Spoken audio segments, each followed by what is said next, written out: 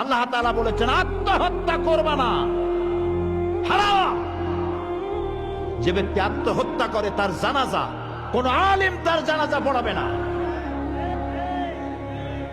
সামান্য সলিমুদ্দি কসিমুদ্দি জাতীয় কয়েকজন লোক যাবে, আর একটা মুয়াজ্জিন জানাজা পড়ায় কবরে ধুয়ে দেবে। বড় জানাজা হবে না, বড় আলেম জানাজা পড়াবে না, যেহেতু সে জাহান্নামে যাবে। আত্মহত্যাকারী কোথায় যাবে? কিন্তু এই যুবক পোলাপানগুলি ওরা তো বোঝে নাই, ওদেরকে বুঝানো হইছে যে তোমরা যদি এই কামটা করো একেবারে বেহেশত তো যাবাই, মরার সাথে সাথে আল্লাহর সামনে গিয়ে হাজির হয়ে যাবে। আপনারা ক্যারাম বোর্ড খেলা নিশ্চয়ই দেখেছেন অনেকে।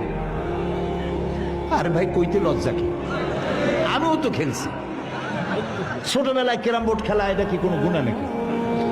আমিও খেলছি।